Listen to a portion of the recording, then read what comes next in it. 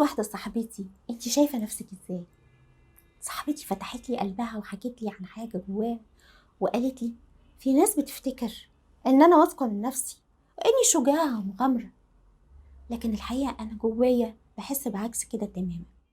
بحس كتير بصغر النفس واني اقل من اللي حواليا، عشان كده مش بقبل اي مجاملة لطيفة من اي حد، وبحس ان انا مستحقش الكلام ده. ساعتها احس ان الشخص ده بينافقني، وافكر انه اكيد عايز مني حاجة. كمان بتضايق لما بشوف حد ناجح، بحس ان انا اللي فاشلة، عايزة اكون بيرفكت في كل حاجة عشان استحق الحياة والوجود. يا ترى انا حلوة ولا وحشة؟ افكار كتير بتخطر على بالنا وتفضل تلف جوه عقلنا، بننسى انها مجرد افكار بتعدي علينا، ونبتدي نتعامل معاها على انها حقيقة، وطبعا بتأثر علينا بشكل سلبي جدا. من خلال أبحاثه لقى دكتور ألفريد إدلر إنه حوالي 95% من الناس بيدوا نفسهم تقييم سلبي، وإن عندهم شعور بالنقص، وقال إن ممكن المشاعر دي تحفزنا نهتم بشغلنا ونحقق نجاحات في حياتنا، أو تضغط علينا وتقللنا فنبتدي نتجنب الشغل وأصحابنا وعلاقاتنا وحتى الحياة كلها. لو بصيت في المراية هتشوف نفسك، شكلك، جسمك، شعرك. لو المراية دي مقعرة أو محدبة أو حتى مكسورة مش هتديلك أبعاد صحيحة. إحنا كمان عندنا مراية جوانا، هي جزء من شخصياتنا بنشوف فيها نفسنا. يمكن مش بناخد بالنا من المراية دي ولا بنحس بيها، ولا عمرنا فكرنا نشوف مرايتنا دي مظبوطة ولا لأ، لأنها لو مظبوطة هتكون نظرتنا صحيحة وواقعية وإيجابية، ولو مشوهة وغير واقعية هتدفعنا للإحباط والفشل وكره الذات. زي المراية الملموسة لازم تكون صحيحة وليها أبعاد صحيحة وواقعية، كمان محتاجين نراجع مراية نفسنا ونشوفها صحيحة وواقعية ومظبوطة ولا لأ. قال أحد الكتاب: ليس المهم ما يعتقد الناس عنك بقدر ما تعتقد أنت عن نفسك. مراية نفسك هي العين اللي بتشوف فيها نفسك، هي صورتك الذاتية، هي نظرتك عن نفسك وتقييمك ليها، هي أفكارك اللي بتعرفك معلومات مهمة عنك، هي مشاعرك الداخلية اللي بتديك انطباعات إيجابية أو سلبية عن نفسك. دكتور أوسم واصفي في كتابه الصورة الذاتية قال إن أفكارنا ومشاعرنا وصراعاتنا وأولوياتنا تصاحبنا في كل مكان. وهنا سؤال حلقتنا: أنت شايف نفسك إزاي؟ فكرك تعمل لايك وسبسكرايب وتفعل زر الجرس عشان يوصلك كل جديد، ويلا بينا نكمل.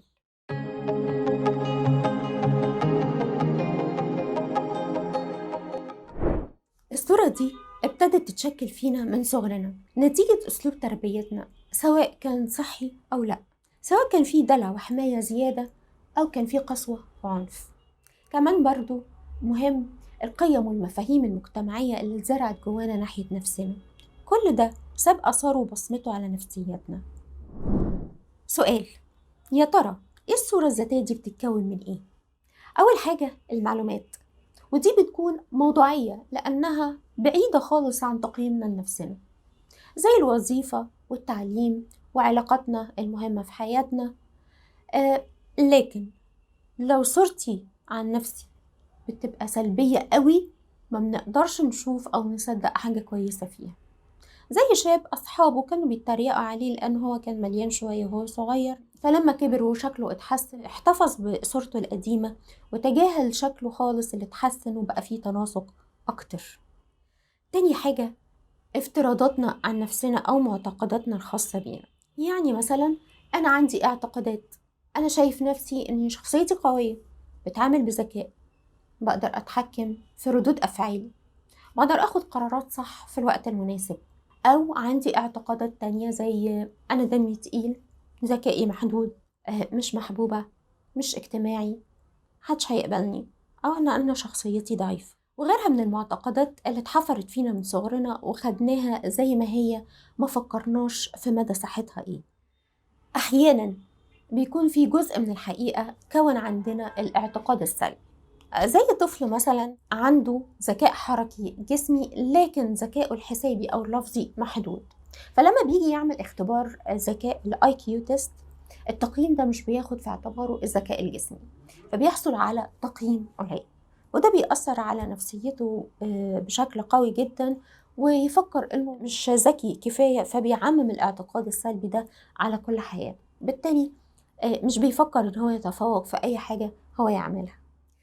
افتراضاتنا واعتقاداتنا عن نفسنا بتكون تالت حاجة في صورتنا الذاتية، وهي مشاعرنا تجاه نفسنا.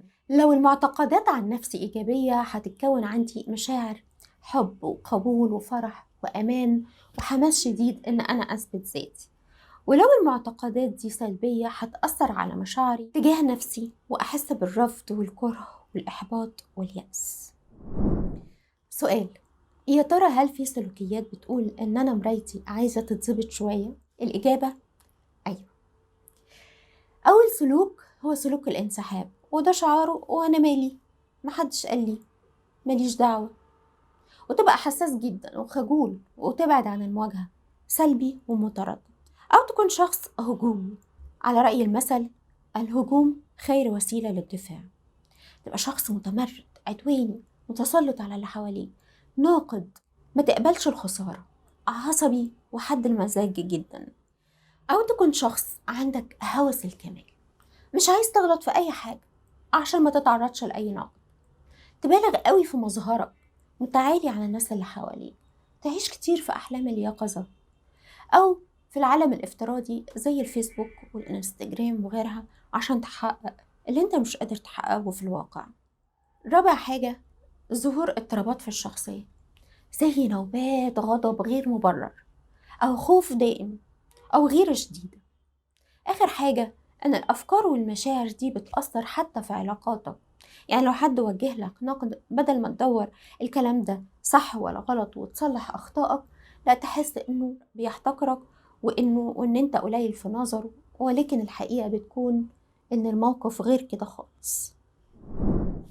إزاي تعالج التشوه اللي حصل في الصورة الذاتية؟ أول حاجة: قيم نفسك بشكل واقعي، يعني ظبط مرايتك، شوف فيها المميزات والصفات الحلوة اللي ربنا اداها لك واشكره عليها واستخدمها ونميها. وكمان تقدر تشوف فيها العيوب والضعفات بتاعتك، لأن محدش كامل، وافتكر الكمال لله وحده. خليك إيجابي، يعني وانت شايف ضعفاتك وعارفها ما تسمحش للشعور بالنقص انه يهاجمك وينتصر عليه، لكن اقبلها بتواضع واشتغل عليها وصلحها عشان تقدر تتقدم في الحياة وتحقق ذاتك. انت الآن ناضج وعندك القدرة بما فيه الكفاية انك تمسك عجلة قيادة حياتك وتصحح معتقداتك السلبية، وقول لنفسك: انا مش هسمح ابدا ان انا اكون ضحية اشخاص او ظروف، لكن انا هكون الشخصية اللي انا احبها واحترمها. امن بنفسك وان ليك دور وهدف مهم في الحياة محتاج تحققه، زي ما عمل الحكيم مع سيمبا في فيلم لاين كينج. الحكيم زرع جوه سيمبا دوره كملك للغابة، وإنه لازم يكون قد المسؤولية دي. آخر حاجة: ابعد عن العلاقات اللي بتكسرك، ودور على العلاقات اللي تبنيك وتسندك وتخليك تشوف نفسك بواقعية، وتساعدك تتخلص من جروحك وألامك وإخفاقاتك. في الآخر هفكرك إن مش مهم الناس بتشوفك إزاي، المهم أنت بتشوف نفسك إزاي. عشان كده اهتم قوي بصورتك الذاتية عن نفسك، راجع معتقداتك ومفاهيمك وصححها، لأنها تخليك تقبل نفسك وتصلح عيوبها وتطورها وتحقق ذاتك. راجع أفكارك وخليها واقعية وصحية، راجع مشاعرك تجاه نفسك وخليها محفزة وإيجابية.